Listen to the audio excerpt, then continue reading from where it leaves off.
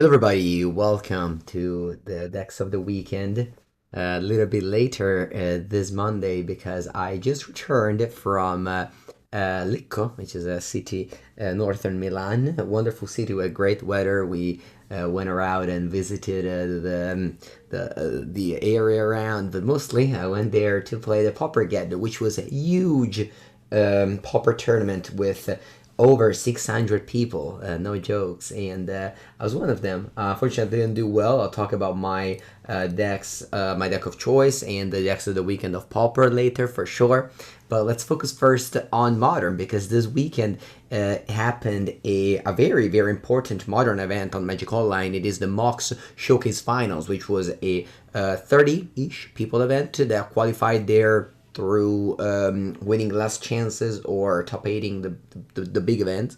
And the winner, the eventual winner, the best modern player of the season is Thibaut of the Suburb, which is a Japanese player that always plays Mill. So Mill, the final actually was Mill against Green Tron, which is kind of crazy to think about it because well, Mill is in my top 15 deck, but I would say that Mono Green Tron is always a little bit out of the top 20, but sorry, top 15, but I would say it's definitely top 20. But anyway, here we go. Surgical Extraction. I don't like this card, but Thibaut of the Subred does, and he got the job done with it. There is Jace the Perfected Mind. One of my last videos, probably the last videos I made with Demir Mill. I was playing 4 of them, but the card was new. Now I guess they settled on just 3 copies of it.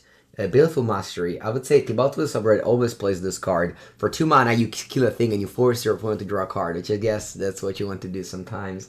You have Murderous Cut as removal spell, because you can, I don't know, I guess you can mill yourself and help for the claws with whatever is it, the Hedron Crab. But anyway, I guess you can't say it's stock. Come on, there's so many cards that I've never put in my deck, like Visions, Echoing Truth, and Surgical Extraction. But I love that Modern is the kind of format where people might have such a different approach, and yeah. Mill. It's a definitely a deck that is one of the best against the most popular deck, and also probably the best deck in Modern right now, which is Creativity. And the Demir Mill is excellent against the Post-Cyber. You have Soga Lantern to exile the Emrakul and such. I love Lantern against Emrakul. I'm surprised there's only 2. I guess you can also Stone Brain the Emrakul and then just normally mill them. But yeah, this is the deck list.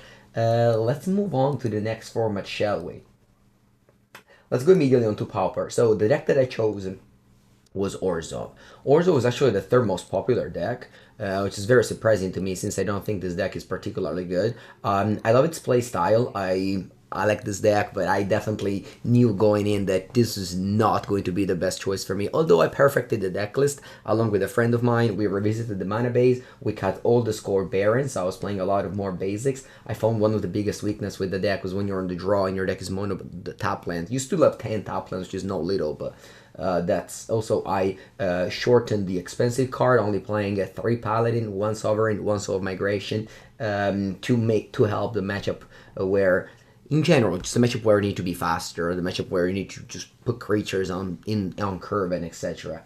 So yeah, overall, this is the list I played. It didn't go well. I had 1 bye because I won the local league with Orzhov, but I went only for only 4 wins and 3 losses. So that wasn't great, but I feel like Orzhov was not the best choice. If I had to play Event again, I would play probably Cogate, similar to the deck that I posted on my last video. The tournament was obviously diverse. Affinity, Mono Red was the most popular deck, 0 in the top 8. Affinity was the second most popular deck with 1 in the top 8.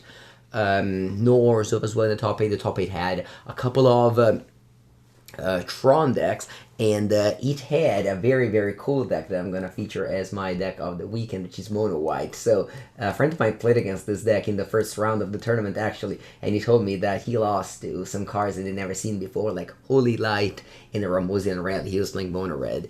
Definitely some cool cards that you might just definitely not know, and that's one of the cool things of Pauper is that it's an Eternal format. So yeah, 600 people event in this big Italian tournament. And Mono White, this deck is very similar to mine, I guess. It's basically an Ors of deck, but you have a better mana base, which is no joke. Like having 20 untap lands, I guess 18 untap lands is very nice. And you have the same package I do with Core Skyfisher, Thrabant, Dawnburger Cleric, Inspiring Overseer, so very similar, but you have some other cards, of course, because you can't play with Cast Down and Suffocating Fumes, so you have instead Guardian's Pledge, which is a combat trick, basically. You have Prismatic Strand, which you can't really... never mind, you can. You have Raffine Former to put in the graveyard, similarly to what you do with Modern Age, so, and then you have Battle Screech, which is busted. I mean, this card is 4 mana, 4 flyers against a deck like Affinity, for example.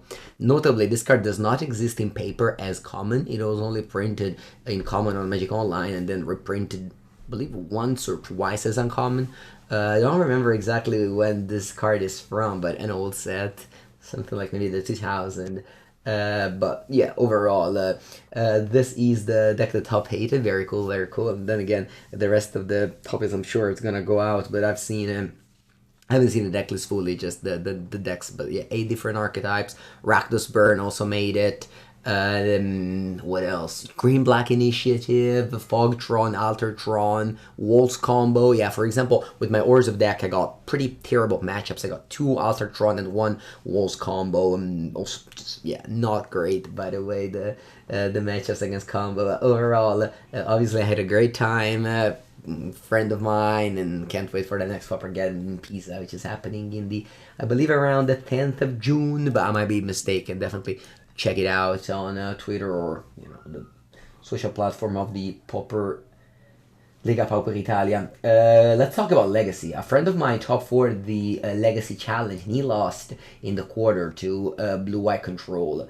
And I was like, what, Blue White Control? He said, yes, a very strange list, because he was playing an artifact that he had, the opponent was playing an artifact that he had never seen before.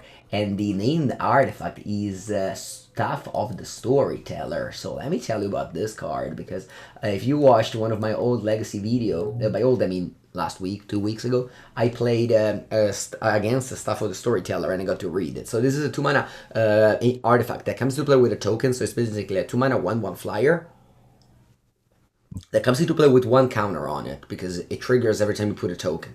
And then you pay 1, you remove a counter, you draw a card. So this is a tool that gives you a card immediately if you spend mana, and then whenever you put a counter with, for example, Cadre Complete or Battle School or Timeless Dragon, you will get a token on the Staff of the Storyteller. Shurikai, this is another card that he's wild, and I would have not guessed to see this card. It can also be your commander, by the way.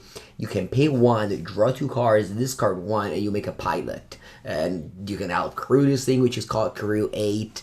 But yeah, so basically this is an expensive tool that you can use it to make pilots, and every time you make a pilot, you put a counter on the Staff of the Storyteller that you can use it to draw cards. So yeah, this is a Blue-Eye Control, that's it. You can call it Blue-Eye Stoneblade, yes indeed, but you play 2 Supreme Verdict, you play Humility, and whenever Humility in the sideboard, and then of course you splash red for the Busta Cyber cards like Blood Moon, Pyroblast, and Meltdown, which are very much needed. You can play back to basic Serenity and Mystical Dispute as a replacement, but overall I think that having access to those cards will definitely improve your deck overall. It's a fun deck. I'm sure I'm not gonna make a video with this, because it seems like in 2 hours you can get maybe 3 matches in, unless you get paired against a Reanimator. Like if you get paired against a normal deck, it's going to take ages to kill, and you just have 1/1s basically. Oh yeah, also Shark Typhoon triggers this stuff for sure. This is a card I have missed, but yeah, it's there too. So yeah, this is. Oh, I guess you can play another. If you play another Stuff of the Storyteller, you put counter on both of them, and you just draw cards. So yeah, this card might be actually be busted and might spike soon. Who knows? Hashtag Mango Finance. I am not buying any copy of this card, because I don't expect myself to play this kind of deck in paper in Legacy, but if you are, you can put your eyes on this card for sure. Alright, that's it. I'll be back on the stream tomorrow morning, of course. My Legacy, my YouTube videos go out every day because I plan them advanced, so that's no problem. That's never gonna take a break. This weekend I'll go to Prague, so next decks of a weekend next week is going to tell you all about that Prague event, Modern. So yeah, lots of magic for me this month. Very excited. Happy to be here. Thank you for watching.